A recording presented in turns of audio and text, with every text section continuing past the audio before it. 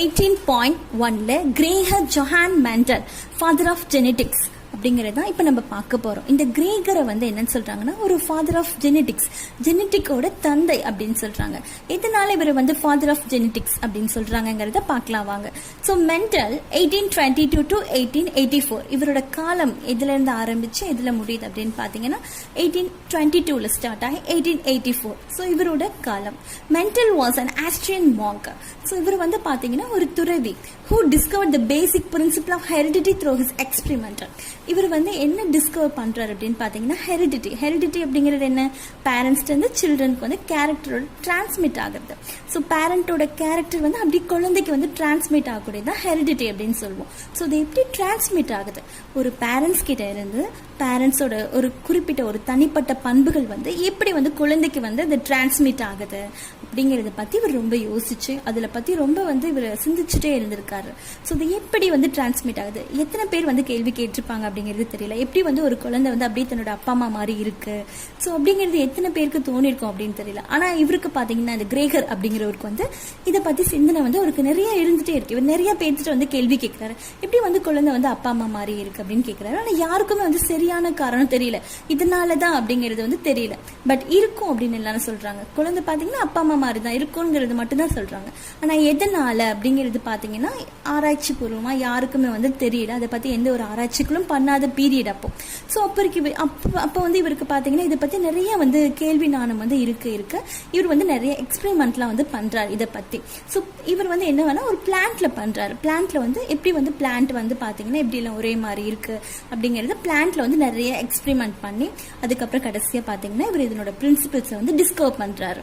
So through his experiment, இவர் பண்ண experiment மூலியமா வந்து கடைசியா அவர் கண்டுபிடிச்சு இப்படிதான் வந்து டிரான்ஸ்மிட் ஆகுது, இதுக்கு காரணம் இதுதான் அப்படின்னு சொல்லிட்டு அவர் வந்து சில பேசிக் பிரின்சிபிளை வந்து டிஸ்கவர் பண்றாரு.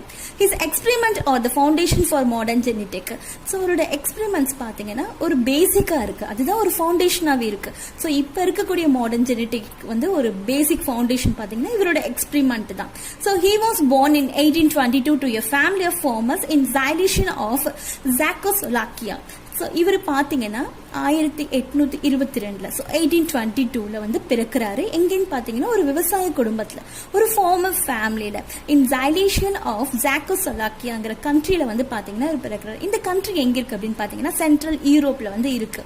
After finishing is high school, so இவர் தன்னோட ஹைஸ்கூலை முடிச்சதுக்கு அப்புறம் at the age of 8 he entered the Augustinian monastery at Brunn as a priest. So இவர் வந்து ஒரு ஃபாதரியரா இவர் வந்து ஒரு சர்ச்சில் வந்து என்டர் ஆகுறாரு. ஸோ மொனாஸ்ட்ரி அப்படிங்கிறது பார்த்தீங்கன்னா பில்டிங் வேர் மாங்ஸ் லைவ். ஸோ அங்கே வந்து பார்த்தீங்கன்னா துறவிகள் வசிக்கக்கூடிய ஒரு இடம். So while they are practicing their religion, அங்கே வந்து என்ன பண்ணுவாங்கன்னா தன்னோட மதத்தை பற்றி அவங்க ப்ராக்டிஸ் பண்ணுவாங்க. ஸோ அந்த அப்படிப்பட்ட ஒரு இடம் தான் பார்த்தீங்கன்னா இது வந்து ஒரு சர்ச், அகஸ்டியன் சர்ச்சில் வந்து இவர் வந்து ஒரு ஃபாதரா வந்து போறாரு. From there he went to the University of Vienna for training in physics. So அங்கிருந்து இவர் என்ன பண்றாருன்னா ஒரு யூனிவர்சிட்டியில போய் படிக்கிறதுக்கு போறாரு. So Vienna for training in physics, mathematics and natural science. So இதை பத்தி நிறைய ட்ரைனிங் வந்து அவர் என்ன பண்றாருன்னா எடுத்துக்கிறதுக்காக இந்த யூனிவர்சிட்டிக்கு போறாரு.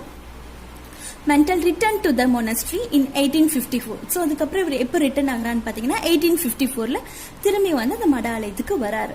So he continue to work as a priest. மறுபடியும் வந்து அவர் என்ன பண்றாருன்னா ஒரு ஃபாதரியாரா மறுபடியும் தன்னுடைய வேலையை வந்து தொடர ஆரம்பிக்கிறாரு. அண்ட் டீச் இன் ஹைஸ்கூல்ல பார்த்தீங்கன்னா டீச் பண்றாரு in his leisure time. So அவரோட ஃப்ரீ டைம்ல பார்த்தீங்கன்னா he started his famous experiment on the garden pea plant. So இவர் வந்து பார்த்தீங்கன்னா அவரோட எக்ஸ்பெரிமெண்ட்டை வந்து பண்ண ஆரம்பிக்கிறாரு. எந்த பிளான்ட்டை வந்து அவர் சூஸ் பண்றாரு அப்படின்னு பாத்தீங்கன்னா ஒரு பட்டாணி பிளான்ட்டை வந்து அவர் சூஸ் பண்றாரு. He conducted his experiment in the monastery for about 9 years from. So இவர் வந்து பாத்தீங்கன்னா தொடர்ந்து 9 வருஷம் இவர் வந்து ஆராய்ச்சி பண்றாரு அந்த மொனாஸ்ட்ரி, அந்த மடாலயத்துல. பாத்தீங்கன்னா 1856 ஆரம்பிச்சு 1865 வரைக்கும் பாத்தீங்கன்னா 9 வருடங்கள் வந்து இவர் அதை பத்தி ஆராய்ச்சியில ஈடுபடுறாரு. He had worked on nearly 10,000 plants of 34 different varieties.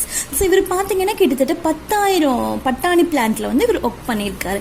அதில் பார்த்தீங்கன்னா 34 டிஃப்ரெண்ட் வெரைட்டிஸ் வந்து இருக்கு. அந்த 1000 பிளான்ட்ல 34 பிளான்ட் பார்த்தீங்கன்னா டிஃப்ரெண்ட் வெரைட்டிஸ்ல இருக்கு. ஸோ இத்தனை பிளான்ட், ஸோ 10,000ல பார்த்தீங்கன்னா இவர் ஒர்க் பண்ணியிருக்காரு. Mendel noted that differ from one another in many ways. So இவர் வந்து நோட் பண்றாரு அது வந்து பார்த்தீங்கன்னா ஒன்று இன்னொன்று பார்த்தீங்கன்னா நிறைய வேஸில் வந்து டிஃப்ரெண்ட் ஆகுது. They differ from one another. So ஒன்றுக்கும் இன்னொன்றுக்கும் பார்த்தீங்கன்னா ஏகப்பட்ட வித்தியாசங்கள் வந்து இங்கே இருக்குது. This Mendel had chosen 7 pair of contrasting character for his study as shown in the table. So இவர் பார்த்தீங்கன்னா 7 விதமான பண்புகளை வந்து இவர் சூஸ் பண்ணுறாரு அவரோட ஸ்டடீஸ்க்காக, அவரோட எக்ஸ்பெரிமெண்ட்டுக்காக. அந்த 7 விதமான பண்புகள் தான் இங்கே வந்து டேப்லெட் காலமாக கொடுத்துருக்காங்க. So contrasting characters of plant used by Mendel. So Mendel use பண்ண அந்த 7 விதமான கான்ட்ராஸ்டிங் கேரக்டர் தான் இங்கே கொடுத்துருக்காங்க. அது என்னென்ன பார்த்தீங்கன்னா ஷீடோட ஷேப் ஒன்று வந்து ரவுண்டாக இருக்குது, இன்னொன்று வந்து விரிங்கிள்டு, அதாவது சுருங்கி போயிருக்கு ஒரு ஷீடோட ஷேப். ஸோ நல்லா இருக்குது அந்த ரவுண்ட் ஷேப்பில் இருக்கிறது டாமினன்ட் அப்படின்னு சொல்லுவாங்க. அதே போல் இந்த கொஞ்சம் சுருக்கமாக விரிங்கிள்டோட இருக்கிறது வந்து ரெசசிவ் கேரக்டர் அப்படின்னு சொல்லுவாங்க. நெக்ஸ்ட் சீடோட கலர் பார்த்தீங்கன்னா எல்லோ கலர் வந்து டாமினன்ட் கேரக்டர், கிரீன் கலர் வந்து பார்த்தீங்கன்னா ரெசசிவ் கேரக்டர். நெக்ஸ்ட் பார்த்தீங்கன்னா sheet code colour. So coloured பார்த்தீங்கன்னா இந்த ஷீடோட கோட் கலர் வந்து எப்படி இருக்குன்னா கிரீன் கலரில் இருக்குது, ஒன்று ஒயிட் கலரில் இருக்குது. இந்த போட் ஷேப் எப்படி இருக்குன்னு பார்த்தீங்கன்னா போட் அப்படிங்கிறது வந்து இந்த ஷீடை வந்து கவர் பண்ணியிருக்க ஒரு கவர், மேலே இருக்க கவர், அதை தான் வந்து என்னன்னு சொல்லுவாங்கன்னா போட் அப்படின்னு சொல்லுவாங்க. அதோட ஷேப் எப்படி இருக்குன்னா ஃப்ளாட்டடாக இருக்குது, இதில் பார்த்தீங்கன்னா கன்ஸ்ட்ரிக்டடாக இருக்குது. ஸோ ஃப்ளாட்டுக்கும் கன்ஸ்ட்ரிக்டுக்கும் என்ன டிஃப்ரென்ஸ் அப்படிங்கிறது பார்க்கும்போது பார்த்தீங்கன்னா ரொம்ப அழகாக தெரியுது. நெக்ஸ்ட் பார்த்தீங்கன்னா போட் கலர், இது கிரீன் கலரில் இருக்குது, இது எல்லோ கலரில் இருக்குது. ஸோ அதுக்கப்புறம் பார்த்தீங்கன்னா ஃப்ளவரோட பொசிஷன் ஆக்சிலரி அண்ட் டெர்மினல். அதாவது ஒரு பிளான்ட்ல வந்து பார்த்தீங்கன்னா லீஃபோட ஆக்சிலேருந்து ஃப்ளவர் ரைஸ் ஆச்சுன்னா அது ஆக்சிலரி அப்படின்னு சொல்லுவாங்க. அதே ஒரு பிளான்ட்டோட டிப், அதனோட நுனி அப்பெக்ஸ் அப்படிங்கிற அந்த டிப்ல இருந்து வந்து ஃப்ளவர் ரைஸ் ஆச்சுன்னா அதை வந்து டெர்மினல் அப்படின்னு சொல்லுவாங்க. ஸோ ஒரு பிளான்ட்டோட டிப்ல வந்து ஃப்ளவர் வந்துச்சுன்னா அது டெர்மினல். ஒரு பிளான்ட்டோட லீஃபோட ஆக்சில் சைடில் பார்த்தீங்கன்னா வந்துச்சுன்னா அது ஆக்சிலரி அப்படின்னு சொல்லுவாங்க. நெக்ஸ்ட் ஸ்டெம்மோட லென்த் பார்த்தீங்கன்னா இது ரொம்ப லாங்காக இருக்குது, இது கொஞ்சம் ஷார்ட்டாக இருக்குது. ஸோ இதெல்லாம் தான் பார்த்தீங்கன்னா அவர் வந்து சூஸ் பண்ண அந்த கேரக்டர்ஸ். ஸோ இதுதான் அந்த 7 கேரக்டர்ஸ். இதை யூஸ் பண்ணி தான் அவர் நிறைய எக்ஸ்பெரிமெண்ட்லாம் பண்ணியிருக்காரு.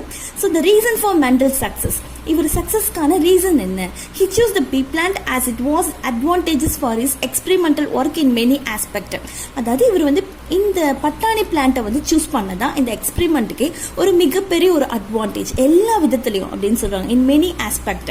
ஸோ எல்லா விதத்துலையும் பார்த்தீங்கன்னா இவருக்கு அட்வான்டேஜாக இந்த எக்ஸ்பெரிமெண்ட்டுக்கு இருந்தது இந்த பட்டாணி பிளான்ட் தான்.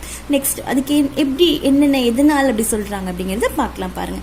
Point number 1, it is naturally self-pollinating and so is very easy to raise pure breeding individuals. அதாவது இது பார்த்தீங்கன்னா இது பொதுவாகவே வந்து ஒரு நேச்சுரலாக செல்ஃப் பாலினேட்டிங், அதாவது அந்த ஃப்ளவர்ஸ் வந்து பார்த்தீங்கன்னா கிராஸ் பாலினேஷன் தேவையில்லை, இதுக்கு எந்த ஏஜென்ட்ஸும் தேவையில்லை. ஸோ அந்த ஃப்ளவருக்குள்ளே பார்த்தீங்கன்னா பாலினேஷன் நடந்துக்குது, நேச்சுரலாகவே அக்ராது, அதனால செல்ஃப் பாலினேட்டிங் அப்படின்னு சொல்கிறாங்க. It's very easy to rice pure breeding individual. So pure breeding individual அப்படின்னா என்னென்னு பார்த்தீங்கன்னா ஒரு நல்ல ஒரு லாங்காக இருக்கக்கூடிய ஒரு பிளான்ட் ஆகட்டும், ஒரு ஷார்ட்டாக இருக்கக்கூடிய பிளான்ட் ஆகட்டும். ஸோ லாங்காக இருக்க பிளான்ட் பார்த்தீங்கன்னா அதில் செல்ஃப் பாலினேட்டிங் நடந்து தொடர்ச்சியாக வர எல்லா தாவரங்களும் பார்த்தீங்கன்னா ரொம்ப லாங்காகவே வரும். அதே இந்த ஷார்ட்டாக இருக்க பிளான்ட்டில் பார்த்தீங்கன்னா தொடர்ச்சியாக வந்து இந்த செல்ஃப் பாலினேட்டிங் மூலிமா வரக்கூடிய எல்லா தாவரமும் வந்து தொடர்ச்சியாக அதனுடைய எல்லா தாவரமும் ஷார்ட்டாகவே வரும். ஸோ ஒரு லாங்காக இருக்க ஒரு தாவரத்தை பார்த்தீங்கன்னா செல்ஃப் பாலினேட்டுக்கு அப்புறம் அதில் இருக்க விதையை மறுபடியும் நீங்கள் திருப்பி போட்டு மறுபடியும் முளைக்க வச்சாலும் எத்தனை முறை அந்த விதையை வந்து திருப்பி திருப்பி போட்டு முளைக்க வச்சாலும் சரி அது வந்து லாங்காகவே வரும். அதே மாதிரி ஒரு ஷார்ட்டாக இருக்க ஒரு பிளான்ட்டோட விதையை வந்து எத்தனை முறை திருப்பி போட்டு நீங்கள் முளைக்க வச்சாலும் சரி அது வந்து ஷார்ட்டாகவே வரும். ஸோ இதுதான் வந்து ஒரு பியூர் ப்ரீடிங் இண்டிவிஜுவல் அப்படின்னு சொல்கிறாங்க. ஸோ லாங்காக இருக்க செடி வந்து லாங்காகவே ப்ரொடியூஸ் பண்ணும், அதே மாதிரி ஷார்ட்டாக இருக்க செடி ஷார்ட்டாகவே வந்துட்டு இருக்கும். இதுதான் வந்து ஒரு பியூர் ப்ரீடிங் இண்டிவிஜுவல் அப்படின்னு சொல்கிறது. இது பார்த்தீங்கன்னா இது ரைஸ் பண்ணுறது, இந்த பியூர் ப்ரீடிங் இண்டிவிஜுவலை ரைஸ் பண்ணுறது பார்த்தீங்கன்னா இதில் ரொம்ப ஈஸியாக இருக்குது. Next it has very short life span as it is an annual. So it was possible to follow several generation. இது பார்த்தீங்கன்னா ஒரு ஷார்ட் லைஃப் ஸ்பேன் தான் வந்து இது இருக்குது. அதாவது வந்து இப்போ நெல் அப்படின்னு எடுத்துட்டிங்கன்னா 6 மாதம் ஆகும் அறுவடை பண்ணுறதுக்கு. பட் இப்போ வந்து இந்த பிளான்ட் பார்த்தீங்கன்னா ஒரு 3-4 வாரத்துலேயே வந்து இதனோட லைஃப் ஸ்பேன் வந்து முடிஞ்சிடும். ஸோ இது ரொம்ப ஷார்ட்டாக இருக்கனால சீக்கிரம் வந்து ரிசல்ட் கிடைச்சிடும். அதனால் இவரால் நிறைய எக்ஸ்பெரிமெண்ட் வந்து பண்ண முடியும். It was possible to follow several generation. So இதனால பார்த்தீங்கன்னா அவரால் நிறைய ஜெனரேஷனை வந்து இவரால் ஃபாலோ பண்ணக்கூடிய அந்த பாசிபிள் வந்து இருந்துச்சு. So it is easy to cross pollinate. இதில் பார்த்தீங்கன்னா ஒரு நிறைய பண்புகளை வந்து கிரியேட் பண்ணார். அது எப்படின்னு பார்த்தீங்கன்னா இவர் வந்து கிராஸ் பாலினேட் மூலிமா வந்து கிரியேட் பண்ணார். ஸோ இந்த கிராஸ் பாலினேட் அப்படிங்கிறது வந்து இதில் ஈஸியாக இருந்தது ரொம்ப. It has deeply define contrasting character. So அதே போல் இதில் இருக்க பண்புகள்லாம் பார்த்தீங்கன்னா நல்லா ஈஸியாக டிஃபைன் பண்ணக்கூடியதாக இருந்தது. ஸோ இப்படி சீடோட கலர் டிஃப்ரெண்ட்டாக இருக்குது, ஒரு பிளான்ட் டாலாக இருக்குது, ஒரு பிளான்ட் ஷார்ட்டாக இருக்குது. அதுக்கப்புறம் பார்த்தீங்கன்னா நிறைய இங்கே கான்ட்ராஸ்டிங் கலர்ஸ்லாம் கேரக்டர்லாம் கொடுத்துருப்பாங்க. அந்த போட் பார்த்தீங்கன்னா க்ரீன் கலரில் இருக்குது, எல்லோ கலரில் இருக்குது, ஷீடு வந்து எல்லோ கலரில் இருக்குது, க்ரீன் கலரில் இருக்குது. ஸோ இந்த மாதிரி நிறைய கேரக்டர்ஸ் பார்த்தீங்கன்னா இவரால் வந்து உருவாக்க முடிஞ்சது, டிஃபைன் பண்ண முடிஞ்சது. So the flower are bisexual, இங்கே இருக்க ஃப்ளவர் பார்த்தீங்கன்னா பைசெக்ஷுவல், அதாவது இந்த ஃப்ளவருக்குள்ளே வந்து ஃபீமேல்குரிய பாட்டும் இருக்கும், மேல்குரிய பாட்டும் இருக்கும். ஸோ அதனால தான் இந்த ஃப்ளவர் என்னன்னு சொல்கிறாங்கன்னா பைசெக்ஷுவல்னு சொல்கிறாங்க. இவர் பார்த்தீங்கன்னா அந்த 4th பாயிண்ட் பார்த்தீங்கன்னா it has deeply define contracting character. So இதில் ப்ரொடியூஸ் ஆகக்கூடிய கான்ட்ராக்டிங் கேரக்டர்லாம் இவரால் வந்து நல்லா டீப்பாக டிஃபைன் பண்ண முடிஞ்சுது. ஸோ ஒரு டிஃபைன் பண்ணக்கூடிய ஒரு கான்ட்ராக்டிங் கேரக்டராக வந்து இருந்தது. ஸோ இதெல்லாம் தான் பார்த்தீங்கன்னா அவரோட எக்ஸ்பெரிமெண்ட்டோட சக்ஸஸ்க்கான காரணம். நெக்ஸ்ட் பார்த்தீங்கன்னா இதுதான் வந்து கிரேகர் ஜோஹன் மெண்டல் அப்படிங்கிறவர். ஸோ இவர் தான் வந்து நம்ம என்னன்னு சொல்கிறோம்னா த ஃபாதர் ஆஃப் ஜெனட்டிக்ஸ் அப்படின்னு நம்ம சொல்கிறோம். ஸோ இவரை தான் நம்ம என்னன்னு சொல்கிறோம்னா ஃபாதர் ஆஃப் ஜெனட்டிக்ஸ். இவரோட காலகட்டங்களில் பார்த்தீங்கன்னா அப்போ மைக்ரோஸ்கோப் கிடையாது, அதே போல் செல்லுனா என்ன அப்படிங்கிறத பற்றி கண்டுபிடிக்காத ஒரு காலகட்டத்தில் இவர் இந்த எக்ஸ்பெரிமெண்ட்லாம் பண்ணியிருக்காரு. இது வந்து ஒரு மிகப்பெரிய விஷயம் தான். ஏன்னா மைக்ரோஸ்கோப் இல்லாமல் இவர் வந்து ஒரு பிளான்ட்டில் வந்து கண்டுபிடிச்சி ஒரு ஜெனட்டிக் மெட்டீரியலை பற்றி சொல்கிறாரு அப்படிங்கிறது வந்து ஒரு மிகப்பெரிய விஷயம் தான். ஸோ இவரோட எக்ஸ்பெரிமெண்ட் முடிஞ்சதுக்கப்புறம் பார்த்தீங்கன்னா இவர் வந்து பப்ளிஷ் பண்ணதுக்கப்புறம் இது வந்து பெருசாக ஒன்றும் ரீச் ஆகலை. ஏன் அப்படின்னு பார்த்தீங்கன்னா இவர் வந்து he died in 1884 without getting any credit of his work. So இவர் பண்ண எந்த ஒரு வேலைக்கான ஒரு கிரெடிட்டுமே இல்லாமல் இவர் வந்து இறந்தார். the biologist didn't accept. என்ன காரணம் அப்படின்னு பார்த்தீங்கன்னா பயாலஜிஸ்ட் வந்து அக்செப்ட் பண்ணிக்கல. ஏன்னா இவர் ஒரு மேத்தமெட்டிக்ஸ் அப்படிங்கிறதுனால இவர் எப்படி ஒரு பிளான்ட்டை பற்றி இவ்வளோ தூரம் சொல்கிறாரு, எக்ஸ்பிளைன் பண்ணுறாரு, இவ்வளோ முன்னோக்கு பார்வையோட இவ்வளோ விஷயங்கள் சொல்கிறாரு, இது அவங்களால வந்து ஏற்றுக்கக்கூடிய ஒரு விஷயமா அவங்களுக்கு தெரியல. ஸோ பயாலஜிஸ்ட் பார்த்தீங்கன்னா அவங்க வந்து அக்செப்ட் பண்ணலை. நெக்ஸ்ட் காரணம் என்ன அப்படிங்கிறது பார்த்தீங்கன்னா இவர் கண்டுபிடிச்ச அந்த ஒரு விஷயம், அதாவது இதுதான் வந்து ஒரு ஜெனட்டிக் கேரக்டர் வந்து டிரான்ஸ்ஃபர் பண்ணுறதுக்கு வந்து ஒரு விஷயம் ஜீன் அப்படிங்கிறது வந்து அவர் என்னன்னு வந்து மென்ஷன் பண்ணனா ஃபேக்டர் அப்படின்னு சொல்லியிருந்தார். ஸோ அந்த ஃபேக்டர் அப்படிங்கிற அந்த வார்த்தைக்கு வந்து நிறைய பேருக்கு வந்து அர்த்தம் புரியல. இப்போ அந்த ஃபேக்டர் அப்படிங்கிற வேர்டு நம்ம என்னன்னு சொல்கிறோம்னா ஜீன் அப்படின்னு சொல்கிறோம். ஸோ அதுதான் வந்து ஒரு பெற்றோர்கிட்டருந்து ஒரு குழந்தைக்கு வந்து பண்புகள் வந்து டிரான்ஸ்ஃபர் ஆகிறதுக்கு காரணமாக இருக்குது. ஸோ அதுதான் வந்து ஒரு ஜெனட்டிக் மெட்டீரியல் அப்படின்னு இப்போ நம்ம ஜீன் அப்படின்னு சொல்கிறோம். அந்த காலத்தில் அவர் ஃபேக்டர் அப்படின்னு சொல்லியிருந்தார். ஸோ அதனுடைய அர்த்தங்கள் வந்து யாருக்குமே சரியாக புரியாதனால அவங்க வந்து பெருசாக கண்டுக்கல. 3வது பாயிண்ட் என்ன அப்படின்னு பார்த்தீங்கன்னா இப்போ வந்து டார்வின்ஸ் புக்கு. ஸோ அவர் எழுதின புக்கு பார்த்தீங்கன்னா த ஆரிஜின் ஆஃப் ஸ்பீசிஸ் அப்படிங்கிறது மனிதன் எப்படி தோன்றினா இந்த காலகட்டங்கள், மனிதன் தோன்றிய காலகட்டங்கள் பற்றி ரொம்ப விரிவாக இருந்துச்சு. ஸோ அதை பற்றி நிறைய பேர் வந்து ரொம்ப இன்ட்ரெஸ்டாக இருந்தனால அவங்க இவரோட கண்டுபிடிப்புகளை வந்து பெருசாக ஒன்றும் எடுத்துக்கல. So after 60 years Mendel work were rediscovered. So இவரோட ஒர்க் வந்து எப்போ ரீடிஸ்கவர்ட் ஆச்சு அப்படின்னு பார்த்தீங்கன்னா 16 வருஷங்கள் கழிச்சு 3 சயின்டிஸ்ட். ஸோ 3 சயின்டிஸ்ட் வந்து வெவ்வேறு பிளான்ட்டில் வெவ்வேறு இடத்துல, இவங்க 3 பேருக்குமே வந்து சம்மந்தம் கிடையாது. ஸோ வெவ்வேறு பிளான்ட்டில் வெவ்வேறு இடத்துல இவங்க பார்த்தீங்கன்னா எக்ஸ்பெரிமெண்ட் பண்ணுறாங்க, வெவ்வேறு பிளான்ட்டில் பண்ணிகிட்ருக்காங்க. கடைசி அவங்களுக்கு கிடைச்ச ரிசல்ட் பார்த்தீங்கன்னா மென்டலோட ரிசல்ட் மாதிரியே இருக்குது.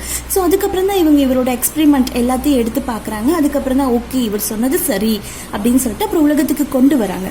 அந்த 3 சயின்டிஸ்ட் யார் அப்படின்னு பார்த்தீங்கன்னா Carl Correns and Hugo de Vries and Erich von Tschermak அப்படிங்கிற அந்த 3 சயின்டிஸ்ட் தான் வந்து என்ன பண்ணுறாங்கன்னா இவரோடது சரி அப்படின்னு சொல்லிட்டு சொல்கிறாங்க.